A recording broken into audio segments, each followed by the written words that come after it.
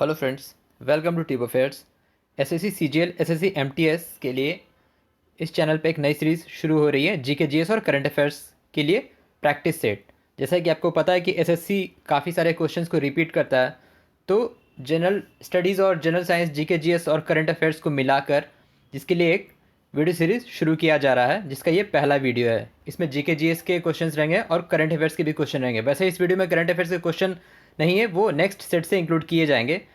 तो आपके आने वाले exams SSC CGL SSC MTS और जो ये सीरीज़ है जीके जीएस का, ये आपके एनटीपीसी एग्ज़ाम के सीबीडी 2 में भी काफ़ी हेल्पफुल रहेंगे और जो बाकी एग्जाम्स होते हैं उसमें भी काफ़ी हेल्पफुल रहेंगे।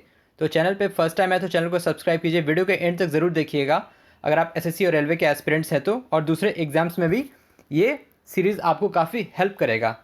इस वीडियो का पीडीएफ आपको टेलीग्राम में दे दिया जाएगा, जिसका लिंक डिस्क्रिप्शन में है। तो वीडियो को एंड तक ज़रूर देखें। तो चलिए शुरू करते हैं, स्टार्ट करते हैं वीडियो को। पहला सवाल है, भारतीय गणराज्य में वास्तविक कार्यकारी प्राधिकार किसके पास होता है? In Indian Republic the real executive authority rest with. तो इसका सही जवाब होगा काउंसिल ऑफ मिनिस्टर, यानी मंत्री परिषद के पास होता है। जो कार्यकारी प्राधिकार होता है, रियल एग्जीक्यूटिव अथॉरिटी, वो किसके पास होता है? काउंसिल ऑफ मिनिस्टर यानी मंत्री परिषद के पास। डाक मतदान को अन्यथा क्या कहा जाता है, यानी पोस्टल वोटिंग को दूसरे लैंग्वेज में क्या कहा जाता है?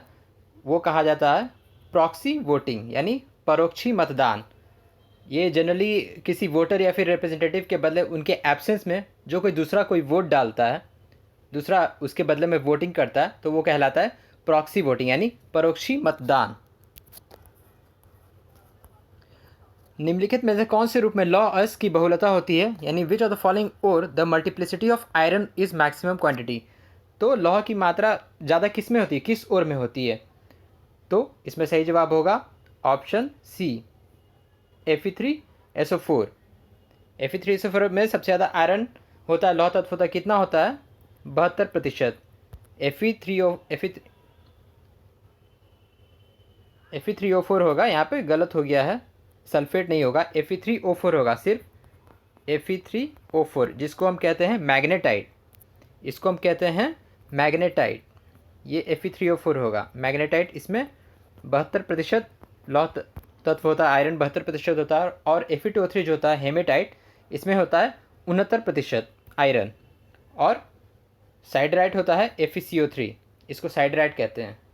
तो ये ऑप्शन थोड़ा गलत हो गया, Fe3O4 होगा, ना कि सल्फेट। अनाज के परिरक्षण के लिए किस पदार्थ का प्रयोग किया जाता है? तो use for preservation of food grains, तो वो किया जाता है किसके द्वारा? Sodium benzoate, option D. तो सोडियम बेंजोएट का इस्तेमाल होता है for प्रिजर्वेंस of food items, food grains. Soda bottle में भी इसको डाला जाता है, पिकल्स में, सलाद ड्रेसिंग में डाला जाता है सोडियम बेंजोएट को। इसका फॉर्मूला है C6H5COO, यानी कार्बन और डबल ऑक्सीजन और सोडियम, लास्ट में C6H5COON है, sodium benzoate. The disease cause by asbestos, अभ्रक से होने वाली बीमारी का नाम क्या है? वो है था एम्फाइसेमा। एम्फाइसीमा ये क्रॉनिक लंग डिजीज़ है, एयर सैक्स डैमेज हो जाता है, स्ट्रेच हो जाता है लंग्स में, तो एस्बेस्टस होने वाला ये बीमारी है एम्फाइसीमा। ग्रैंड कैन्यन किस नदी पर है? तो ग्रैंड कैन्यन है कोलोराडो नदी पे। कोलोराडो नदी नॉर्थ अमेरिका में, यूएस और मैक्सिको डिवीज़न पर ये ग्रैंड कैन्यन है। ये लेयर्स ऑफ रॉक बेड है, तो पत्थरों, ये पहाड़ों का रॉक का एक कंप्लीट लेयर है ग्रैंड कैन्यन जिसके कहते हैं, और इसकी लंबाई है 450 किलोमीटर। ग्रैंड कैन्यन अमेरिका में, कोलोराडो नदी पे। Which university became famous in post Gupta era, तो गुप्तोत्तर काल में कौन सा विश्वविद्यालय प्रख्यात हुआ था? वो हुआ था, कौन होगा? Nalanda, option D. तो नालंदा हुआ था 750 AD में, 750 AD में ये फेमस हुआ था, at the end of 5th century, Nalanda university. Bharat में चरमपंथी आंदोलन के जनक कौन थे? The father of extremist movement in India was, क्या होगा सही जवाब? ऑप्शन ए, बाल गंगाधर तिलक। तो लोकमान्य तिलक इनका नाम था, बाल Gangadhar Tilak was the extremist movement के लीडर थे, चरमपंथी आंदोलन के जनक थे। इंटरनेशनल मॉनेटरी फंड का गठन किसके तहत हुई थी? IMF came into existence with, तो ये गठन हुआ था option C, Bretton Wood conference, यानी ब्रेटन वुड सम्मेलन में इंटरनेशनल मॉनेटरी फंड का गठन हुआ था। IMF का हेडक्वार्टर है वाशिंगटन, स्थापना हुई थी, शुरुआत हुई 27 दिसंबर 1945, 27 दिसंबर 1945, हेडक्वार्टर वाशिंगटन है। और कुल 189 मेंबर कंट्रीज़ हैं इंटरनेशनल मॉनेटरी फंड के। MD CEO कौन है इंटरनेशनल मॉनेटरी फंड के? आप कमेंट बॉक्स में बताइए।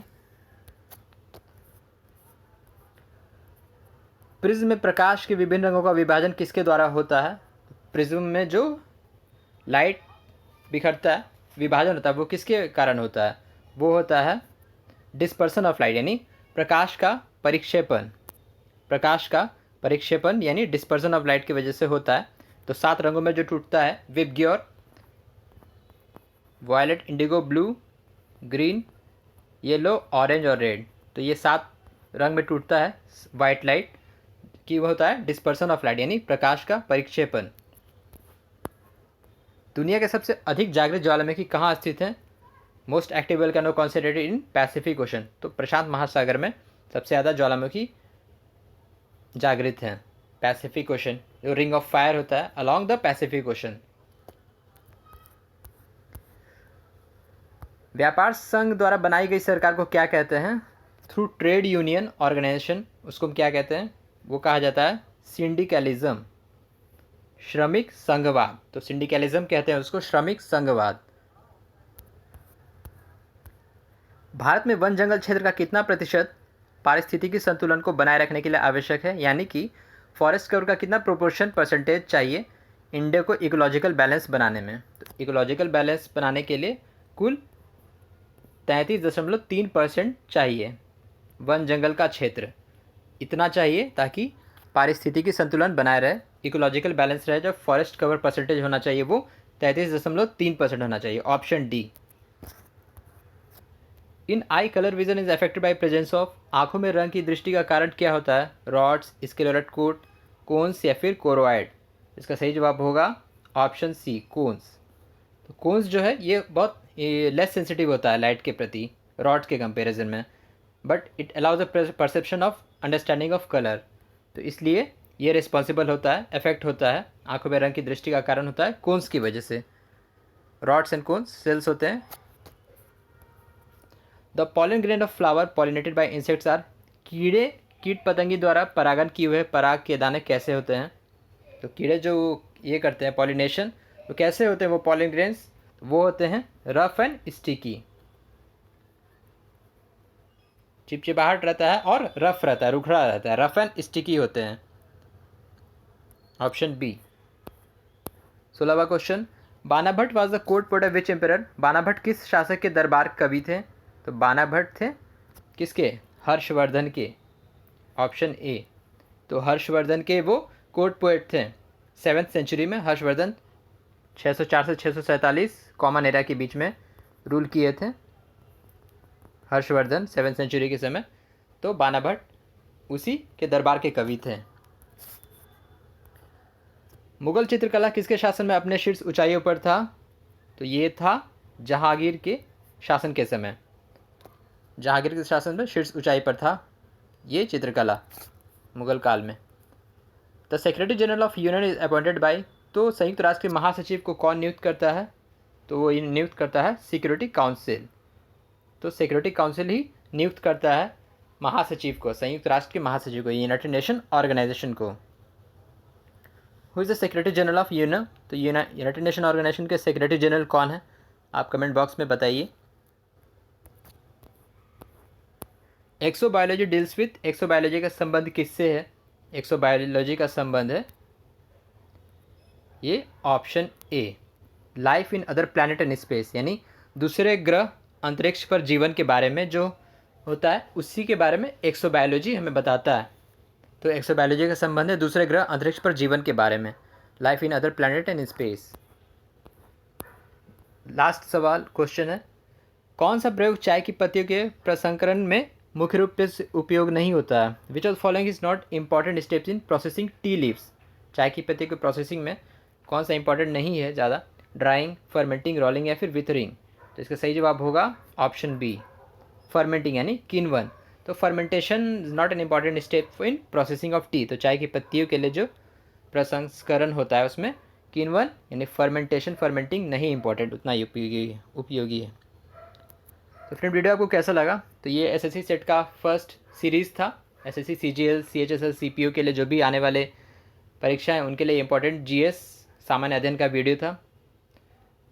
अगर आप मेरे चैनल पर पहली बार तो चैनल को सब्सक्राइब ज़रूर कीजिए। Thank you very much for watching.